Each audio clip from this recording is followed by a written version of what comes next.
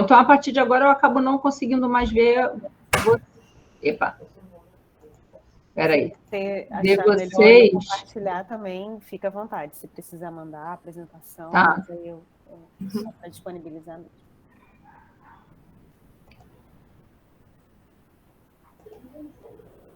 Peraí que não deu certo, calma aí.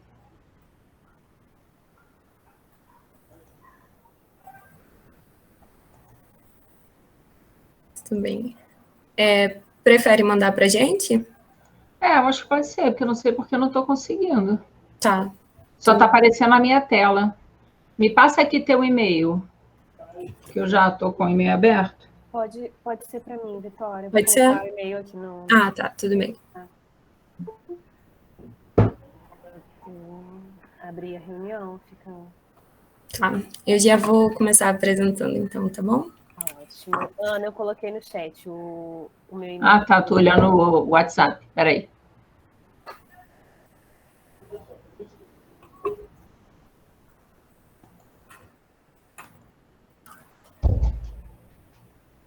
Então, gente, boa noite a todos. Sejam muito bem-vindos ao nosso 10º café. Meu nome é Vitória, eu sou presidente da LANF. E hoje nós temos a honra de contar com a Ana Cristina Santos. Ela é mestre em alimentação, saúde e nutrição pela UERJ, pós-graduanda em nutrição clínica e esportiva funcional, docente de cursos de graduação e pós-graduação, além de nutricionista por 15 anos no Instituto Reação. E hoje ela vai falar um pouquinho com a gente sobre nutrição no esporte. Lembrando que no final da aula nós vamos tirar um print da reunião, ok? Então, quem quiser abrir a câmera já se prepara quando nós estivermos terminando, chegando ao fim. E as dúvidas vocês podem enviar no chat ou abrir o microfone, o que vocês preferirem. E também, no decorrer da palestra, nós vamos enviar no chat o link do formulário de presença para vocês, para receberem o certificado. Então, muito boa noite a todos e tenham uma ótima aula. Eu vou passar a palavra para a Ana. A gente só vai iniciar aqui o compartilhamento. Ana, eu só não recebi ainda. Você já conseguiu enviar? Já enviei.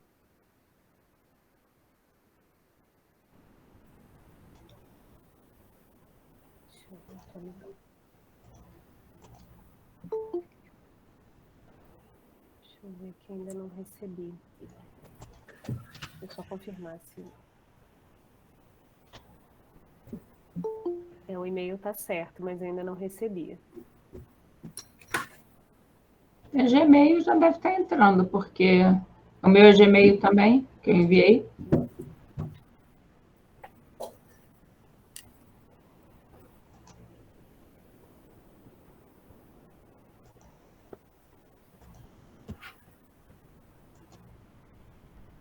Nossa, que estranho.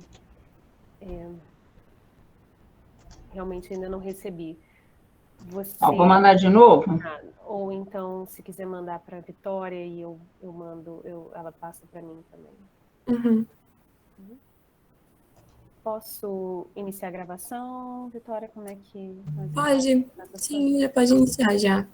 Então, eu vou colocar o meu e-mail aqui, Ana, se você puder tentar enviar para mim.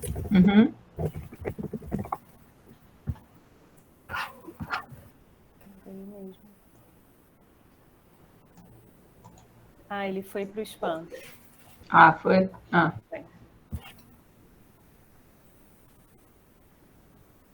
que agora vai.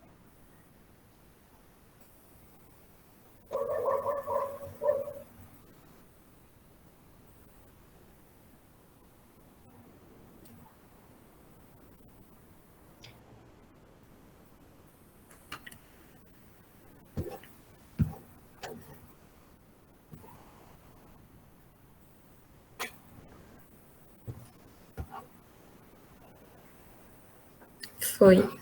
Tá aparecendo aqui. Então tá, vamos lá, né? Gente, eu sou suspeita de falar sobre nutrição esportiva, né? Porque de verdade é o que eu amo. é aquela coisa que meu coração pulsa, então, para mim, é sempre muito... eu fico muito lisonjeada, eu gosto muito de falar sobre o tema, né? Então, eu agradeço o convite, a oportunidade de estar aqui compartilhando um pouquinho da minha experiência com vocês. Fica à vontade também, né, para vocês depois mandarem perguntas, enfim, enviarem para a gente poder debater um pouquinho também no final. Então, eu trouxe, claro que falar sobre nutrição esportiva é um tema extremamente amplo, né? E aí eu trouxe a nutrição no esporte de alto rendimento, que eu acho que é uma vertente dentro da nutrição esportiva, talvez menos comentada, ou até mesmo com menos prática das pessoas. Então, acho que agora a única coisa que eu vou ter que fazer é vocês que têm que passar para mim, né? Que eu estou sem controle aqui. Exatamente, só falar. Tá, pode passar. Bom, para quem gosta de redes sociais, né, convido a vocês, apesar de eu poder dizer que eu sou, assim, me esforçando para ser uma pessoa um pouquinho mais cibernética, mas estão as minhas redes sociais aí, o Ana Cris Nutri, né, e o NutriProfs, que é um curso que eu tenho junto com uma sócia, a professora Dayana, que a gente faz cursos voltados para as pessoas que são estudantes, né, e recém-formados, como uma forma de atualização. A minha história, gente, dentro da nutrição, para a gente resumir um pouquinho, né? Eu sou formada há mais ou menos uns 28 anos. E aí, quando a gente está assim, entrando para a faculdade, que a gente começa a pensar no que a gente vai fazer, né? Que eu acho que às vezes gera uma dúvida para todo mundo. Na minha época, se usava falar um pouquinho sobre fazer uns testes vocacionais. E aí, para mim, deu a área de saúde. Só que a área de saúde é uma coisa ampla, né? E, na época, meu pai falou assim para mim, olha, está começando uma profissão que eu acho que vai ser uma profissão do futuro, uma profissão nova, e era a nutrição. E aí, quando eu fui começar a pesquisar o que era nutrição, e eu sou de família mineira com descendência italiana, quer dizer, o povo adora ficar na cozinha. Então, a minha memória afetiva em relação à alimentação, ela é muito grande, porque eu sempre cozinhei com a minha avó, a minha mãe sempre fez as coisas aqui na minha casa, né? E eu e a minha irmã, nós éramos atletas e fomos atletas durante muitos anos de natação. E aí chega aquele momento que você, né, 16, 17 anos, você tem que escolher se você vai continuar na carreira de alto rendimento ou se, na verdade, você vai sair. Infelizmente, no Brasil, a gente não tem muito a cultura, né, de trazer o esporte para a educação. Então, lá fora, o que a gente vê é que as pessoas que fazem esporte ganham faculdade, ganham bolsa, e aqui no Brasil a gente não tem essa cultura de formação, muito menos uma formação, por exemplo, de um aluno, de um atleta desde pequeno, numa escola, por exemplo, para se tornar para o alto rendimento. E aí foi na hora que, então, eu decidi não ser mais do alto rendimento e entrar para a faculdade e ir fazer nutrição. Só que a minha irmã sempre foi muito magrinha, muito ruim para comer. E aí, na época, a minha mãe levava a minha irmã num médico do desporto, né? Na verdade, da medicação dos atletas. Esse médico clínico até assim, então eu já sei o que eu quero. Eu quero ser nutricionista esportiva. Então, eu entrei na faculdade com este objetivo, né? E desde então, eu trabalho com nutrição esportiva. Eu trabalhei em vários outros lugares, em hospitais, mas eu sempre trabalhei conjuntamente com o esporte, até que, há uns 16 anos atrás, eu vivo basicamente do esporte, e a docência na área de graduação, né, porque eu sempre dei aula em pós-graduação, entrou na minha vida aí tem uns 6, 7 anos, que eu falo que eu acho que eu tinha nascido dentro de uma sala de aula e não sabia, de tanto que eu gosto de dar aula. Então, a minha história dentro da nutrição é essa. E sempre como professora, né, e aí digo muito como aluna, quando eu estou fazendo um curso, eu gosto de sair daquele curso com a mentalidade que eu aprendi alguma coisa, sim, da teoria, mas de verdade, pensando assim, então eu consigo aplicar aqui nesse momento.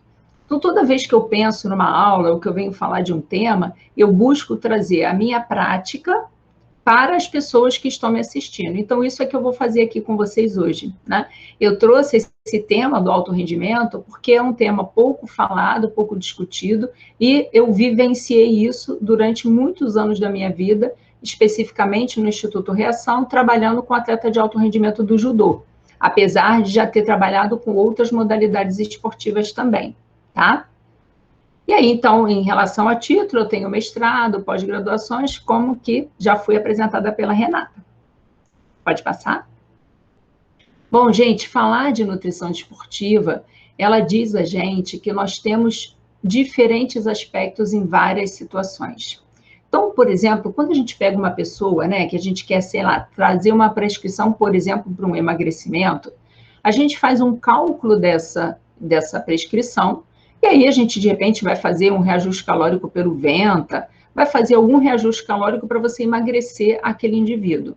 Mas a ingestão calórica dele, ela é linear, né? Então, você foi lá, fez o cálculo, fez a redução, distribuiu no cardápio dela. Quando a gente traz isso para a nutrição esportiva, começam os nossos primeiros desafios. No entendimento que cada modalidade esportiva tem uma demanda energética totalmente diferente, tem composições corporais totalmente diferentes. Então, se, por exemplo, eu pego uma pessoa que corre, ela provavelmente vai ter uma demanda diferente, por exemplo, de uma pessoa que luta, ou de uma atividade intermitente, ou até mesmo de uma atividade de longa duração. E essa diferença dessas modalidades faz com que a gente precise exercitar um pensamento também em relação a toda a prescrição nutricional que a gente vai fazer. Pode passar? E daí eu trago o primeiro conceito para a gente começar a entender como que nós vamos trabalhar essas diferenças em relação às modalidades e ao treinamento desse indivíduo. Dentro da área sobre periodização do treinamento. E se a gente trouxer um pouquinho isso para a realidade, até das pessoas que praticam atividade física, se a gente se inscreve na academia, por exemplo, a gente vai ter isso também. Em que sentido? Se o professor fala para você, por exemplo, olha, a gente vai rever a série em 1 mês, ou daqui a 3 meses a gente vai fazer uma reavaliação.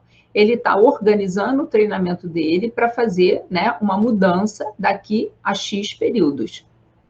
Só que na hora que a gente traz isso para o alto rendimento, isso acontece toda semana. Então, esse começa a ser o nosso primeiro desafio. Então, eu não tenho, às vezes, um treinamento linear. Eu posso até ter uma organização desse treinamento, por exemplo, segunda, quarta e sexta, o atleta, de repente, treina uma modalidade de musculação para um fortalecimento e faz um treino técnico do que ele faz, ou um jiu-jitsu, vamos pegar uma luta, de repente, de exemplo. E aí, terça e quinta, ele faz, de repente, 2 treinamentos técnicos.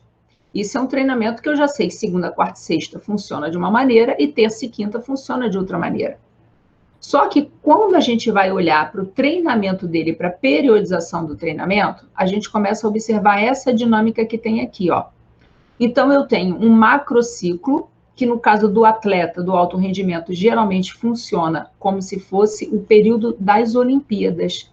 Então, o macrociclo, a gente pode pensar que são 4 anos desse atleta. O atleta, ele sempre se prepara para a Olimpíada. E aí, dentro desse macrociclo, eu tenho o mesociclo, que aqui provavelmente a gente divide por ano, né? Então, eu posso, no caso, agora, para esse ciclo que a gente tem menos, um período mais curto, né? A gente vai ter 3 anos. Dentro desse mesociclo, a gente tem o microciclo e as sessões de treinamento. Então, eu tenho aqui um período maior, eu tenho um período anual, eu tenho um período por mês ou por semana, e eu tenho um período por sessão de treinamento. Cada etapa, que quem faz esse planejamento aqui não somos nós, é o educador físico. Mas, Ana, para que eu, como nutricionista, vou precisar saber sobre isso? Bom, eu preciso saber por quê. Toda a minha demanda energética, ela precisa ser calculada em cima do gasto energético desse indivíduo. Então, a TMB dele, né, isso aí a gente já sabe, a gente vai calcular. Mas nós também sabemos que dentro do cálculo do VET, o fator que mais modifica a ingestão calórica é justamente do quanto o indivíduo faz de atividade física, que na literatura a gente vê acréscimo calórico de 13% até quase 50% frente à TMB dele. Então, se eu dimensionar inadequadamente o gasto calórico dele por conta da atividade física e do tipo de treinamento, eu posso estar superestimando ou subestimando a cota calórica desse indivíduo. E daí isso pode ir atrapalhar, né? Não estar de encontro, por exemplo, ao objetivo dele. Então, vamos voltar aqui para o nosso exemplo da luta, de repente, do jiu-jitsu. Se o indivíduo vai para uma competição e ele precisa manter o peso, porque toda competição de luta envolve pesagem, né? Então, ele precisa manter o peso. E, em cima disso, por exemplo, eu dimensionei errado e, de repente, eu fiz o indivíduo ganhar peso na semana que ele tinha que controlar o peso, a probabilidade dele não conseguir atingir a meta de pesagem na hora da competição é grande. Então, é muito grave, né, quando a gente não faz esse acompanhamento de maneira adequada. E o primeiro passo é a gente entender o que o profissional de educação física está traçando no treinamento desse indivíduo, para começar, então, a partir daí, pensar no conceito de periodização nutricional. Pode passar? Para a gente entender um pouquinho sobre como que cada fase do treinamento ele tem como objetivo, quando a gente pensa na fase de treinamento efetivamente, a gente tem o objetivo, cada objetivo tem a sua fase. No caso do treinamento físico geral, o que a gente tem é uma capacidade, né? Melhorar a capacidade aeróbica ou anaeróbia, dependendo do estilo de modalidade que esse indivíduo faz, e melhorar essas funções, né, neuromusculares. Se a gente tem, por exemplo, um treinamento físico e o aperfeiçoamento desses movimentos, que são relacionados à modalidade também. A gente pode ter a fase que a gente chama que é tipo de polimento, né, que é a redução do volume, por exemplo, em grande maioria das vezes, a gente pode perceber até a intensidade ou a frequência reduzida. Vai depender também de como esse atleta se encontra e qual o objetivo que o preparador físico necessita para a competição. E a fase mesmo competitiva, que é manter o condicionamento biomotor desse atleta. Geralmente, na fase competitiva, você não vai fazer nenhuma modificação, né? Você não vai, por exemplo, na semana que antecede a competição do indivíduo, a não ser que seja por alguma coisa específica, por exemplo, aumentar uma carga de treinamento, aumentar demais a intensidade ou a duração desse exercício, porque ele está justamente numa fase que ele já deveria estar preparado com esse conceito e simplesmente ele vai manter o condicionamento físico dele, se preparar nutricionalmente e até mesmo na forma de exercício para a competição. Pode passar.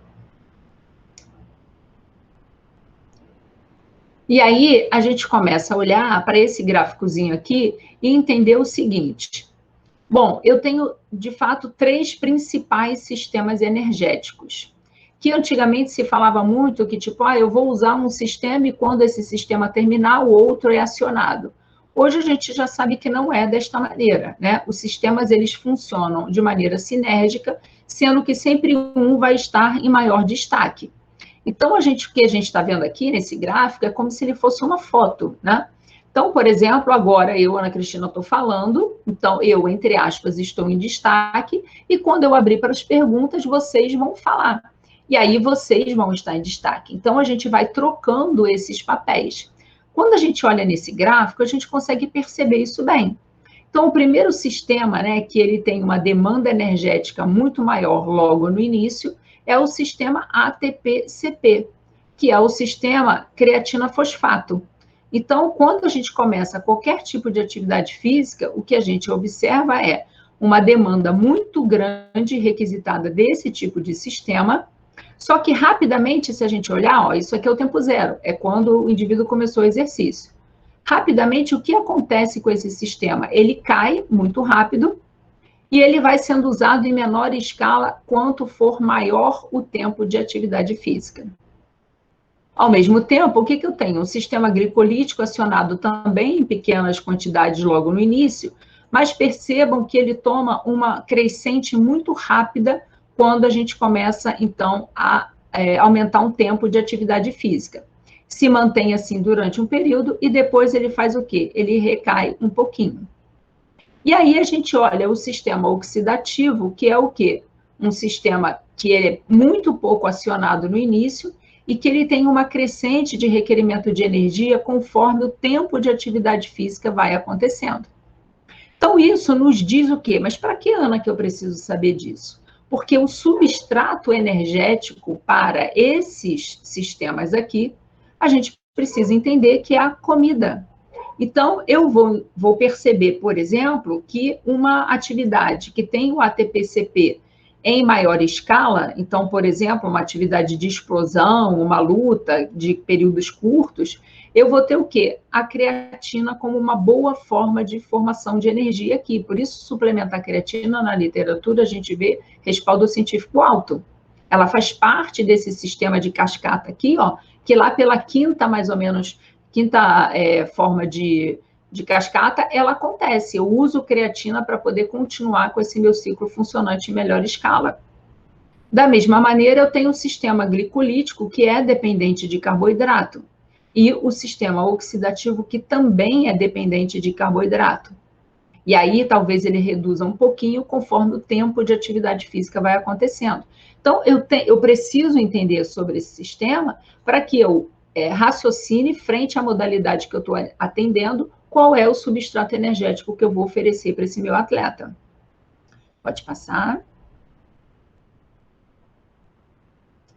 E aí, a gente já vai pensando em algumas situações. Dois pontos importantes para a gente entender, né, quais são esses fatores que controlam esse substrato energético que eu vou utilizar, é justamente quem? Intensidade e volume.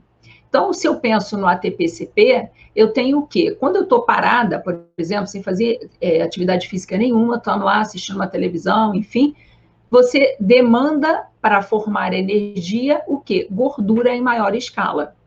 Só que a formação de gordura, por exemplo, ela faz uma cadeia muito longa.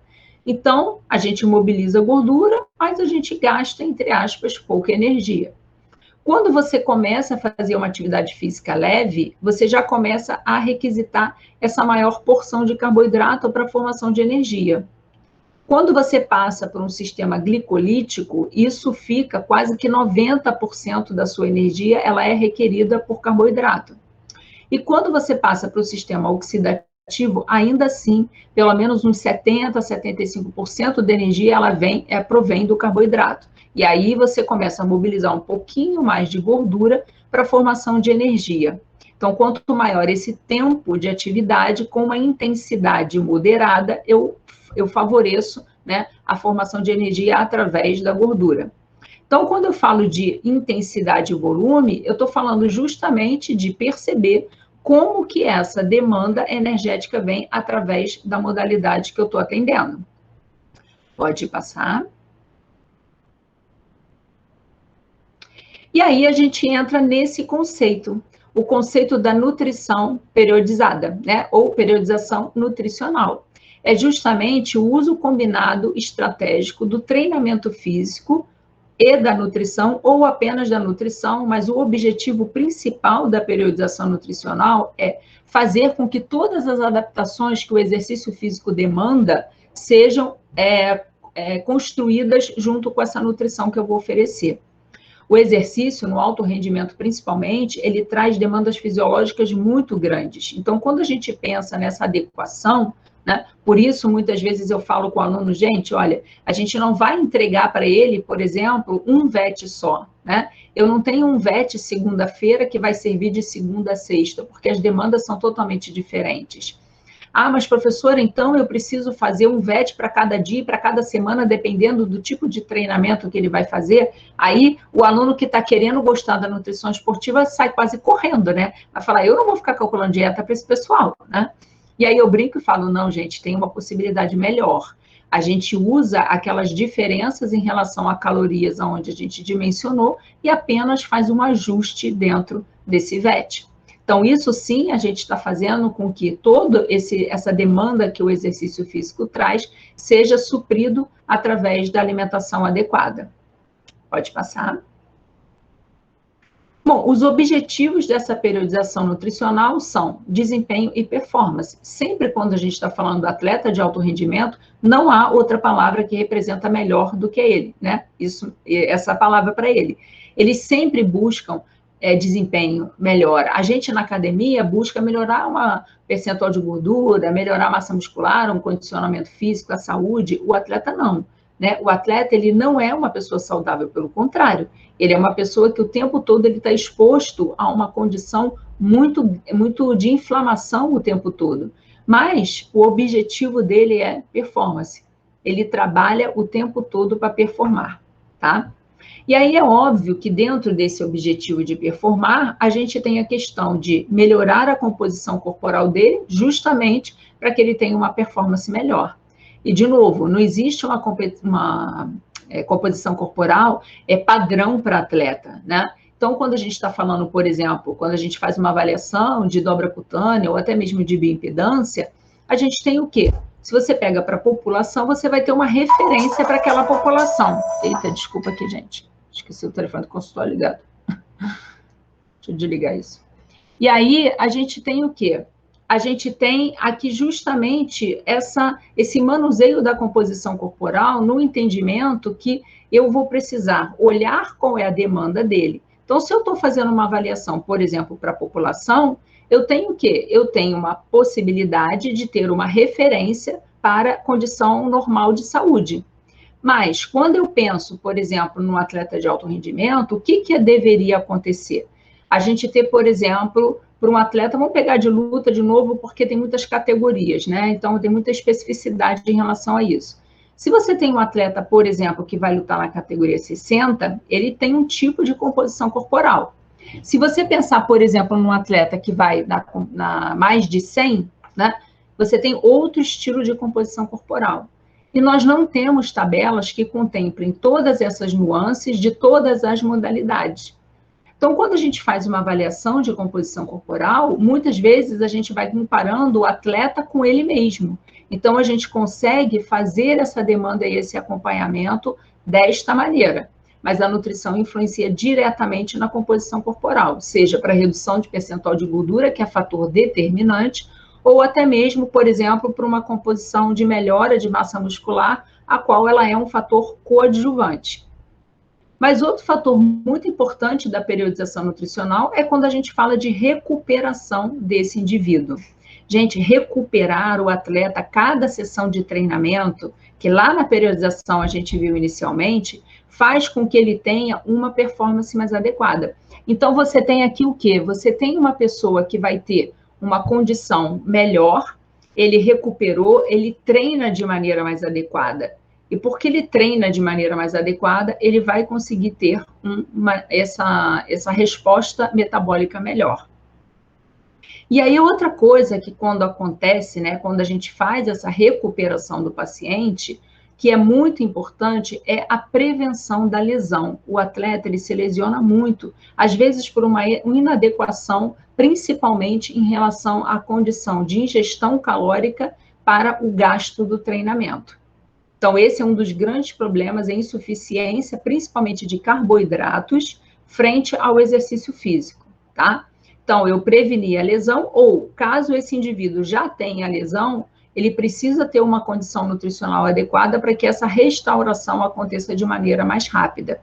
Às vezes, a gente tem, por exemplo, um atleta que faz uma lesão porque fez até uma cirurgia, às vezes, né? Faz a lesão e vai para a cirurgia, fica 8, 9 meses numa fisioterapia, e aí ele precisa ter essa recuperação mais adequada e a alimentação, ela é obrigatória para que isso aconteça, tá? Pode passar.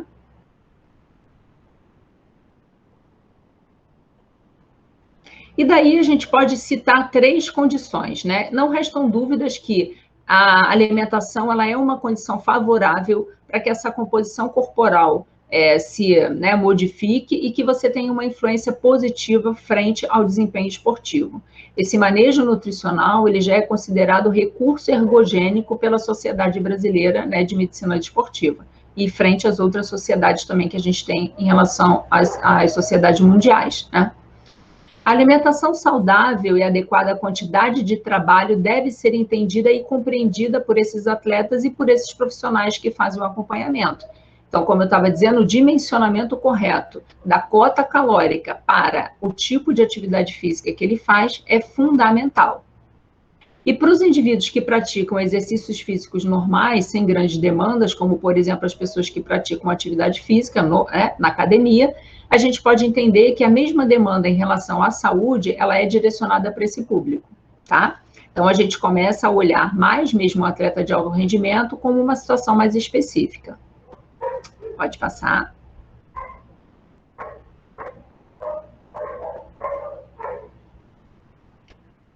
E aí, uma das coisas, né, que eu vejo muito acontecendo, e muitas vezes até mais até no público que pratica atividade física, mas nos atletas também isso é muito comum, as pessoas acham que a alimentação desportiva ela deve começar pelo suplemento.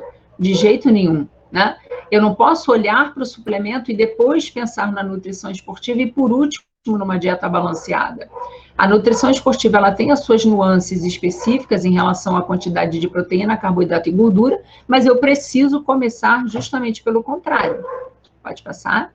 Eu preciso começar com a minha base larga, numa dieta balanceada, então eu fiz todos os ajustes que essa pessoa precisa em relação à quantidade de macronutrientes e micronutrientes, então eu modifiquei alguma coisa de hábito alimentar que se faça necessário. Posteriormente a isso, eu começo a olhar para as condições específicas que eu tenho, por exemplo, dentro da distribuição de macronutrientes para a nutrição esportiva. Então, se essa pessoa precisar, por exemplo, de aumentar uma massa muscular, eu vou proporcionar dentro da nutrição condições em relação à proteína melhores do que se eu estivesse colocando, por exemplo, para um indivíduo que não precisa melhorar essa condição de massa muscular. E aí sim, depois que eu fiz o ajuste na alimentação dele, fiz a demanda de nutrição esportiva, caso haja necessidade, eu vou fazer o uso do suplemento. Mas ele é o ponto final, né? Então, sempre quando eu começo o semestre, essa semana a gente voltou às aulas, né? E aí eu gosto sempre de fazer uma dinâmica com o aluno inicialmente para construir um mapa mental dentro da sala de aula, e aí eu pergunto para o aluno, e aí, o que vocês esperam ver nessa matéria? E aí eu vou construindo esse mapa mental com eles. Suplementação é sempre uma das primeiras coisas que eles falam, né? E aí eu brinco e falo assim, então, gente, suplemento é a última aula, porque primeiro vocês têm que aprender tudo em relação à nutrição esportiva para entender que o suplemento ele só vai vir no final, realmente. Quando depois que eu já fiz todos os ajustes, eu digo assim, bom, realmente agora esse indivíduo precisa de uma suplementação, tá? Pode passar. E aí, né, a gente deve estar se perguntando, gente, socorro, né, Ana, e se eu não consigo ter todas essas informações em relação a treino do atleta, a que tipo de modalidade de verdade, como acontece esse treinamento, para eu entender a rota metabólica e, a partir disso, começar a olhar para essa prescrição nutricional. A gente pode fazer algumas perguntas que vão direcionar. Quando você está trabalhando num clube, é óbvio que é muito mais fácil de você perceber isso, porque você tem um preparador físico ali do lado que provavelmente você pode trocar uma ideia com ele. Mas às vezes você pode estar, por exemplo, no seu consultório atendendo um atleta que você não tem contato com esse preparador físico, e às vezes você até tentou o contato, mas você não teve resposta, às vezes isso acontece, né? Eu no consultório mesmo, às vezes eu tenho um atleta que vem pingado, digamos assim, não é de um clube, alguma coisa, e eu não consigo contato com... Às vezes eu mando uma mensagem para o preparador e ele não responde, enfim. Então, a gente tem algumas perguntas que a gente pode direcionar para a gente entender um pouquinho como que está funcionando isso. Pode passar? Então, a primeira coisa que eu tenho que pensar quando eu estou falando de alto rendimento, gente, a ideia é qual é a competição-alvo desse atleta ou quais são as competições-alvos desse atleta. A gente tem um calendário esportivo durante o ano e o atleta participa de muitas competições. Só que nem todas as competições são tão importantes, e ele tem algumas competições que são muito importantes, que é onde ele vai pontuar, e aquela pontuação vai gerar, né, a possibilidade dele ir para uma Olimpíada. Então, a primeira coisa é entender, né, quais são essas competições-alvo, isso é muito importante, e aí entender a intensidade e o volume de treino para que a gente faça essa estimativa de gasto energético. Então, eu tenho algumas perguntas que a gente pode ir fazendo. a duração do treinamento, né, é muito importante. E a duração é relativamente fácil da gente entender, porque você vai perguntar para o indivíduo quanto tempo dura o seu treino. Então, é o tempo que ele treina. A musculação eu faço 1 hora, por exemplo, e treinamento técnico eu faço durante 1h30. Mas quando a gente fala musculação 1 hora, o indivíduo não treina efetivamente 1 hora, né? Ele vai fazer uma série, descansa, faz uma série, descansa. Então, a gente entender qual é o tempo de descanso dele, né? Se a gente está falando de um treinamento, por exemplo, que ele não é com peso, né? Pesos muito altos, quem faz um treinamento de carga muito alta, geralmente faz um tempo de descanso muito alto. Então, a pessoa descansa 5 minutos, por exemplo, e faz o número de repetições 4, 5, né? Por quê? Porque a carga de treino é muito alta, de peso. Mas uma pessoa que às vezes quer um condicionamento físico, às vezes faz, por exemplo, 3 séries de 12 e descansa 30 segundos, 1 minuto entre uma série e outra. Então, a gente começa a fazer esse tipo de pergunta para conseguir entender quanto, de fato, daquela 1 hora, o indivíduo treina e faz o exercício. Porque se eu lanço lá 1 hora para atividade física em intensidade alta, eu vou estar superdimensionando, provavelmente, a cota calórica desse atleta, tá? Uma outra coisa que é muito importante para a gente entender se esse casamento entre a nutrição e a atividade física ela está sendo adequada, é quando eu tenho uma pergunta de percepção subjetiva do esforço desse indivíduo. Ou seja, eu pergunto a ele assim, então, como você está se sentindo após o treino? Porque uma coisa é o indivíduo falar para você assim, eu estou cansado. Sim, mas ele está numa semana de treinamento intenso. Então, a gente mesmo, quando mura uma série, por exemplo, na academia, a gente fica cansado. Mas o cansaço desse indivíduo não pode vir a ponto, por exemplo, dele não conseguir dormir direito, de ter insônia, de ter uma dor muscular tão grande que a pessoa não consegue nem treinar efetivamente. Então, alguma coisa está errada. Ou essa alimentação está errada, ou a carga de treino está errada, e isso precisa ser ajustado. E isso a gente faz com essa perguntinha, entre aspas, boba, né? Porque a gente avalia o que aqui? A percepção subjetiva do esforço. Se ele te responde assim, olha, eu estou cansado, mas beleza, o treino estava mesmo, a intensidade foi alta, mas ele terminou o treino, né? Continuou, consegue no dia seguinte estar novamente lá para treinar, a gente está no caminho certo. Pode passar. Bom, então quando eu falo de periodização nutricional, eu tenho 6 P's que eu gosto de destacar. Ela, de fato, precisa ser planejada em cima de todos esses conceitos que a gente comentou. Ela precisa ser provada, né? O que é isso? Realmente ela tem que botar em prática. Então, eu planejei, mas eu tenho que entender que essa periodização, né, essa alimentação que eu estou prescrevendo, ela vai ser conseguida colocar em prática. Ela tem a capacidade do indivíduo, né, porque às vezes a gente, como nutricionista, eu falo isso muito para o aluno, não basta a gente fazer um cálculo lindo, né, a gente tem que fazer uma nutrição que o indivíduo consiga o quê? Se adaptar, e ele consiga tomar para ele realmente aquela necessidade. Ela precisa ser prática no sentido que muitas vezes a gente tem um atleta que fica o dia inteiro fora de casa. Então, eu tenho que pensar em soluções que sejam adequadas para que ele consiga sair de casa, leve essa prescrição e ele, de fato, consiga fazer o quê? Realmente colocar em prática. A periodização, como a gente já falou, e aí, conforme ele vai praticando essa periodização, a gente entende que deu resultado, né? E a personalização vem justamente em cima de peso, altura, né? Aqueles dados que a gente já conhece, somados à intensidade e treinamento desse indivíduo. Pode passar.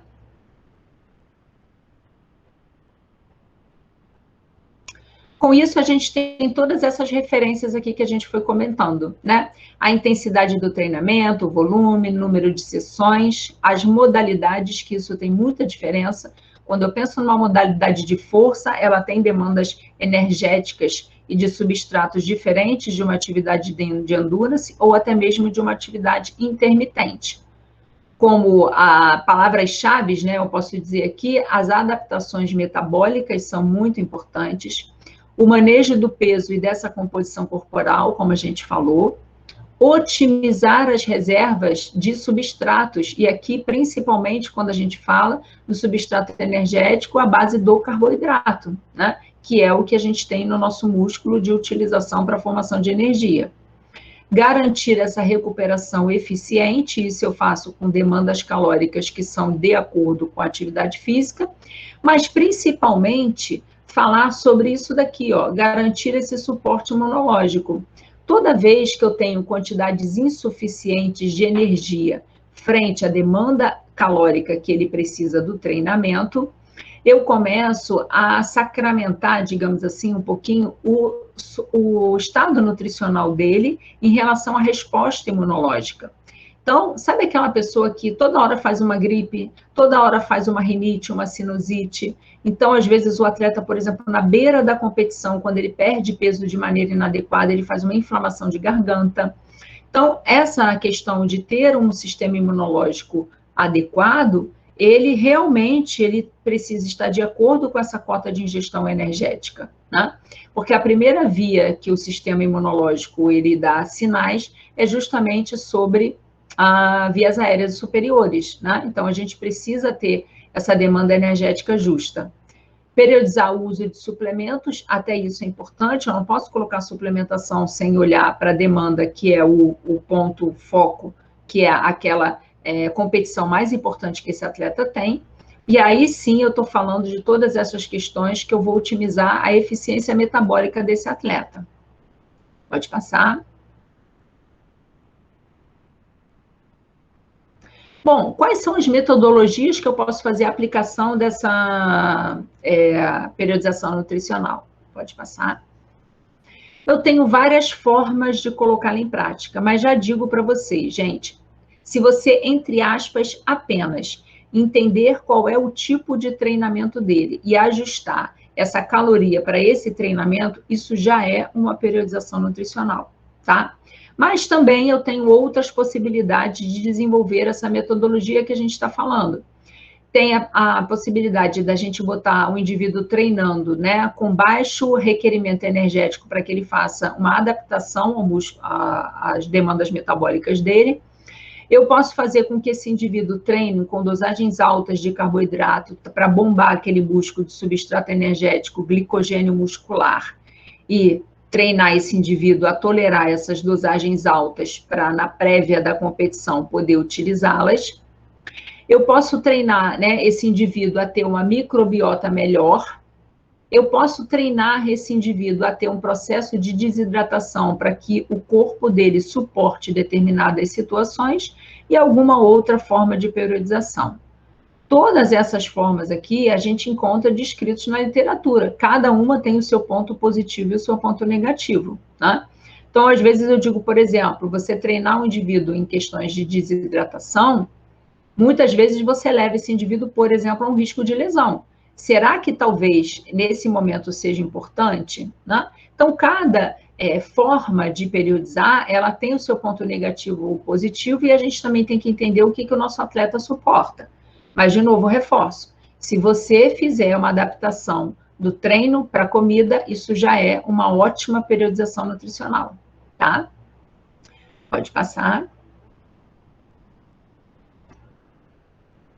Mas uma coisa que é muito importante, e eu digo que faz parte do treinamento invisível do atleta, é justamente o indivíduo dormir, né?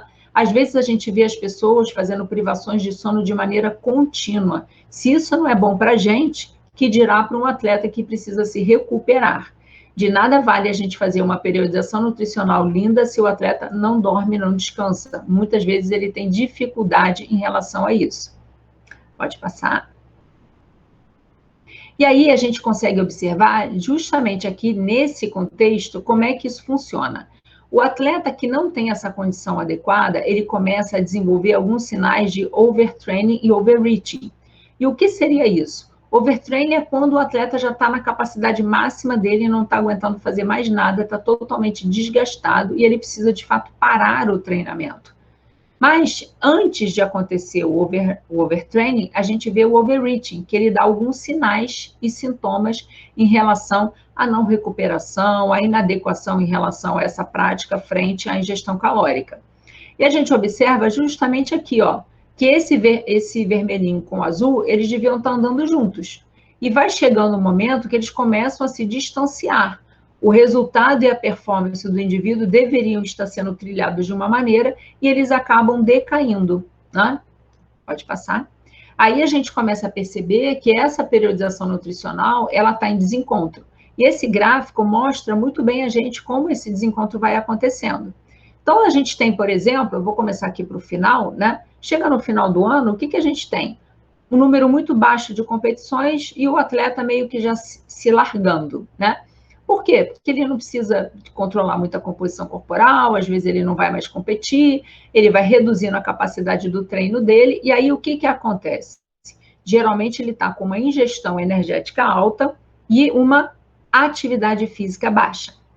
Aí vem Natal, Ano Novo, férias, o atleta às vezes até continua treinando uma musculação, alguma coisa assim, mas é muito diferente da carga de treinamento que acontece no dia a dia dele. Aí a gente volta aqui para o início do ano. A ingestão calórica está lá em cima e, de novo, a demanda energética dele está lá embaixo. Aí lá para final de fevereiro, início de março, a gente começa a observar o que aqui? Já o início das competições, né? Geralmente, em qualquer calendário esportivo, independente da modalidade, geralmente começa isso. Finalzinho de fevereiro, início de março. Aí o atleta ele começa a ajustar a alimentação para o estilo de treinamento dele. Aí o treino começa a aumentar, então a gente precisa aumentar a demanda calórica. Só que chega um momento, né, que o que acontece? O treino dele vai entrar naquela fase de taper lá, que ele vai reduzir um pouco. Mas ele continua comendo a mesma coisa, porque você não disse para ele que ele tinha que reduzir a caloria porque ele estava treinando menos. E aí começa a haver um desencontro em relação a isso.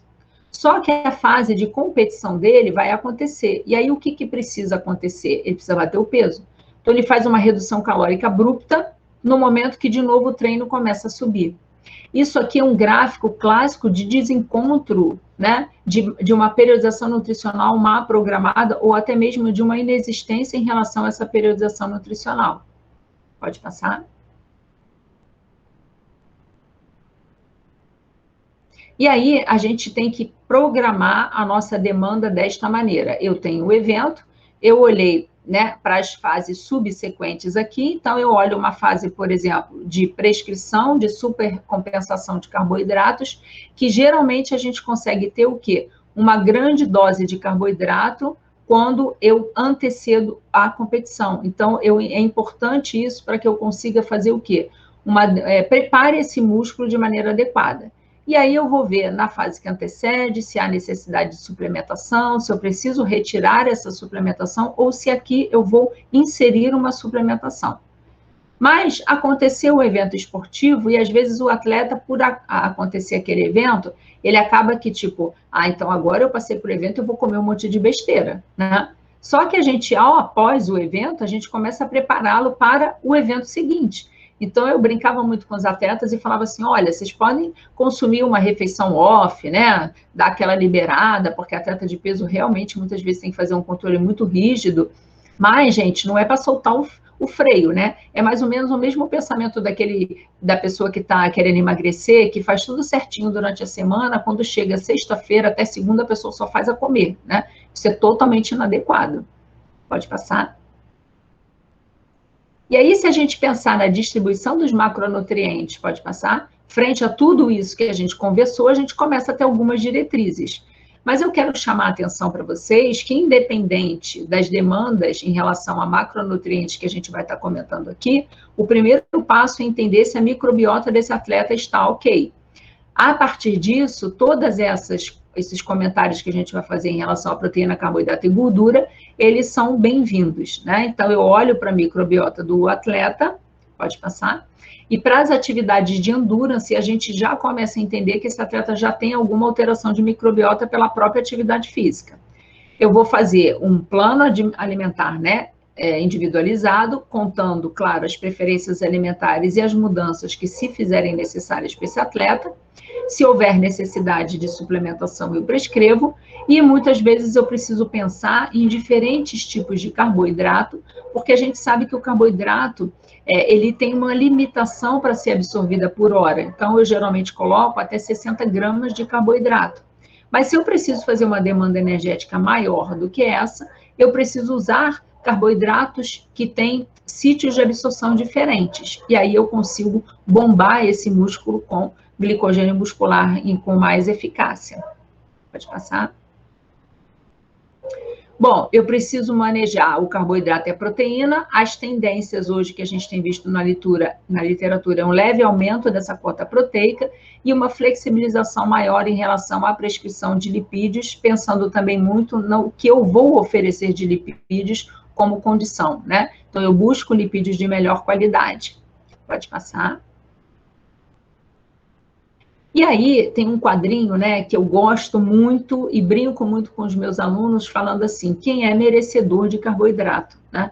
Gente, quem é merecedor de carboidrato é quem faz atividade física, né? Então, eu brinco e falo assim, olha, se você fizer uma atividade física leve, você tem direito a comer de 3 a 5 gramas por quilograma de peso para esse paciente.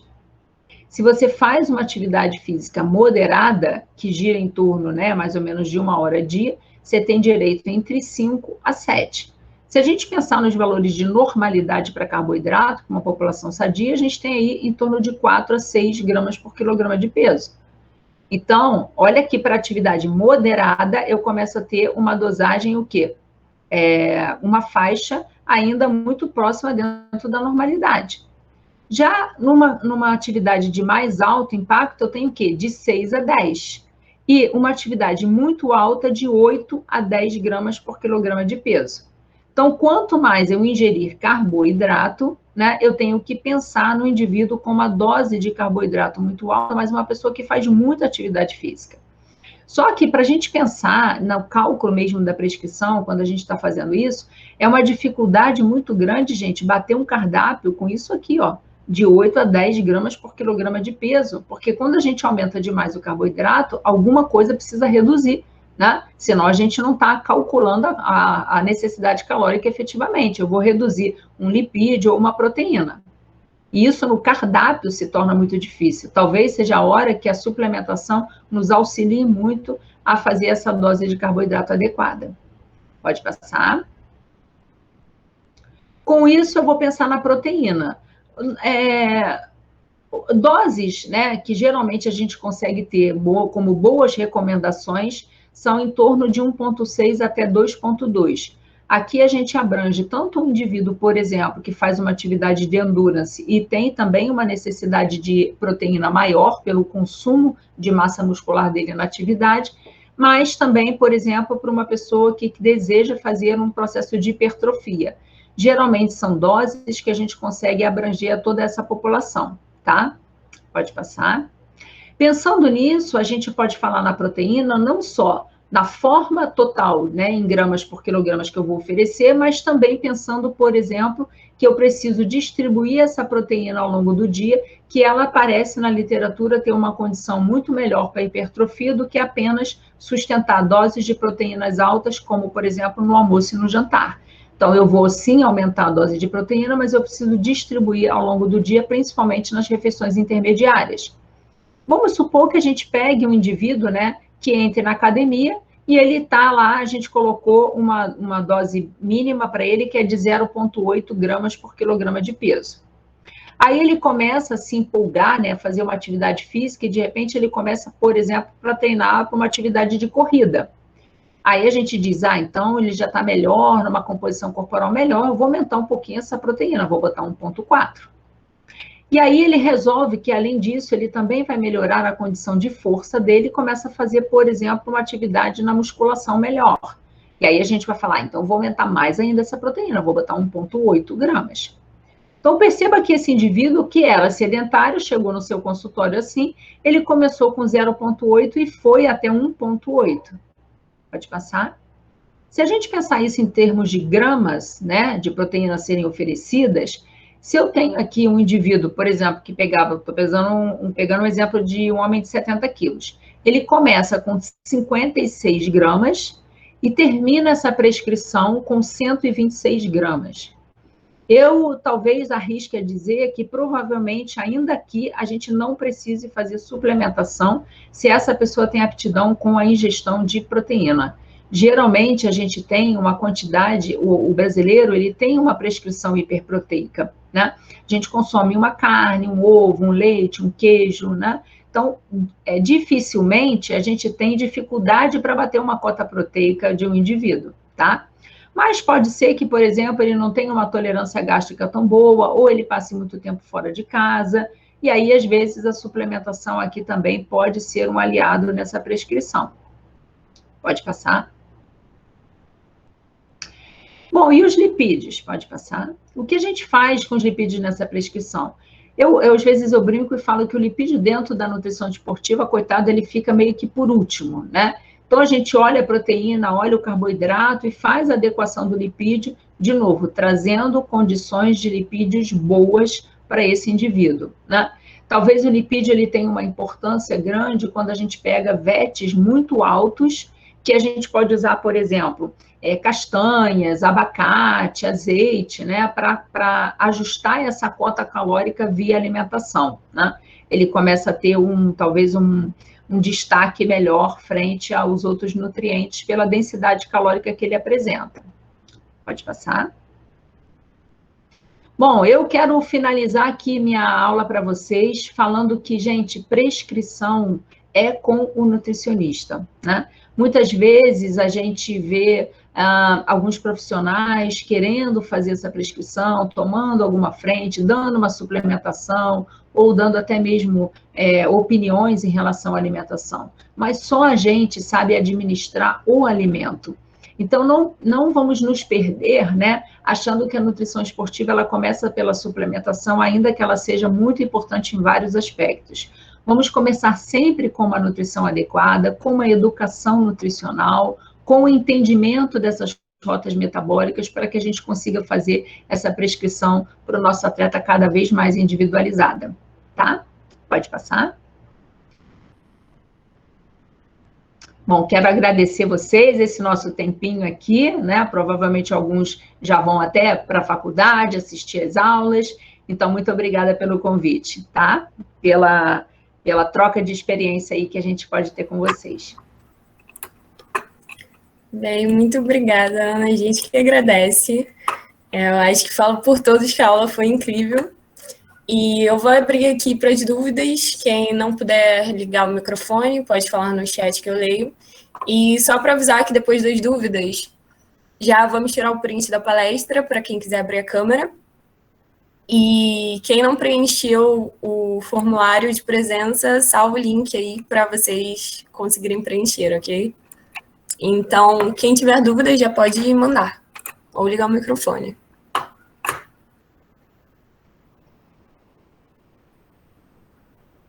Estou tendo muitos elogios aqui no chat. Fica à disposição. Ou se alguém quiser perguntar alguma coisa que não esteja na aula, tá, gente? Não tem importância não. Se quiserem saber algo da nutrição esportiva que não foi abordado aqui, fiquem à vontade. Opa, tô vendo uma aluna minha aqui, ó, Nayara. Ex-aluna.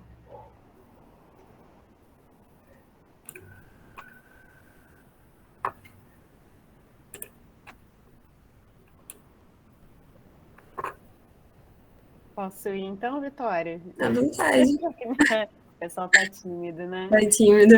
Ana, muito obrigada pela excelente aula. Aprendi muito também, não é minha área, mas adoro, assim, acho que, né, já ouvi bastante, já lecionei nessa área, mas já estou distante dela há muito tempo. E eu queria saber um pouco da sua experiência profissional, quais são as principais reclamações que você ouve dos pacientes, como é que é esse dia a dia, assim, porque eu acredito que seja bem diferente, né, de você atender um indivíduo que não tem essa necessidade da performance. Então, o que você mais tem de exigência ou de demandas vinda dos pacientes? Eu acho que dentro do esporte mesmo, sabe, eu acho até que isso tem mudado um pouco. Quando eu entrei para o Reação, eu tinha um desafio muito grande, é que as pessoas não tinham nem a percepção da importância da nutrição, sabe? Isso foi há 16 anos atrás, né? Então, eu acho que, assim, as pessoas não tinham muito não davam essa importância. E conforme os anos foram passando, né, eu acho que a própria sedimentação da nutrição esportiva, a própria, eu digo que assim, a nossa profissão ela foi se formatando melhor, né? Eu acho que ela foi se posicionando de maneira diferente. Então, esse próprio ajuste da nutrição foi fazendo com que as pessoas tivessem essa percepção melhor, o quanto que a nutrição é importante de todos os aspectos, e para o atleta isso não é diferente, pelo contrário, né? Então, eu acho que a primeira dificuldade era fazer o atleta entender que a nutrição faz parte do treinamento dele, como ele vai treinar a musculação, como ele vai treinar a técnica dele, ele precisa efetivamente acertar a alimentação para ele ter um resultado em relação a isso. É unânime, é visível, né? O atleta que consegue ter esse processo de educação nutricional e, a partir disso, ele vê o resultado, porque ele mesmo relata. Nossa, eu estou me sentindo muito melhor. Nossa, eu estou muito menos cansado. Então, são as perguntas que a gente fala em relação à percepção subjetiva de esforço, porque isso tem uma diferença muito grande no dia a dia do atleta, né? Então, eu acho que a maior questão era essa. E depois que houve esta aceitação, né, e esta percepção da necessidade de nutrição adequada, é o atleta entender, né, porque diferente da gente, talvez, né, pessoas réis mortais, que eu brinco, que a gente, você quer manter o teu peso para uma saúde, ou você está com um exame inadequado, tão alta, que se ele comer uma besteira, ou se ele comer uma nutrição boa, na composição corporal dele, talvez tenha menos impacto do que a gente, né? Então, aí eu brinco e falo assim, bom, sabe aquela pessoa que é o falso magro? Que a pessoa está com peso bom, mas ao mesmo tempo... Então, porque ele está com peso bom, ele não se preocupa muito, né? O atleta, muitas vezes, ele tem essa composição corporal favorável pelo estilo de treinamento e gasto energético que ele tem, e acaba que aí você fica numa luta para fazer com que esse processo de educação nutricional se concretize. Mas também é lindo quando eles entendem e eles absorvem isso, né? Aí eu digo que é aquele momento que dá aquele estalo, sabe? E muda a chave do atleta, porque tudo para ele melhora, né? Inclusive o próprio rendimento esportivo. Então, acho que as dificuldades são essas, sabe? Mas eu percebo que hoje, até mesmo pela mídia, foi muito legal nas Olimpíadas agora, né? Apesar de eu, particularmente, ter acompanhado muito pouco por conta desses horários, eu vi vários atletas com o seguinte leitura: mas eu agradeço a minha equipe que me atende, a minha nutricionista, o meu preparador físico. Então, o próprio atleta já começa a verbalizar isso. E aí eu acho que a nutrição esportiva ela vem se solidificando mais no mercado nesse sentido, né? Muito obrigada, Ana. Imagina.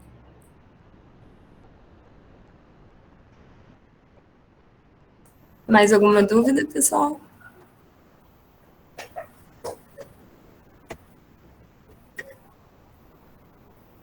Ana, eu vou colocar o seu Instagram aqui no chat, tá? Para quem quiser acessar. Tá bom. Espero vocês lá. Aceite sugestões de tema, né? A gente sempre gosta de receber um tema, do que o aluno gosta de saber. Fiquem à vontade, né? A gente gosta de receber esse tipo de coisa. Eu agradeço vocês o convite mais uma vez, tá? Sempre é muito bom falar do tema que a gente ama, né? Que o nosso coração brilha. Espero ter contribuído um pouquinho com vocês com a minha prática. Com certeza. Contribuiu muito. Então, agora eu queria convidar vocês a abrirem a câmera para a gente tirar uma foto dessa reunião maravilhosa que foi.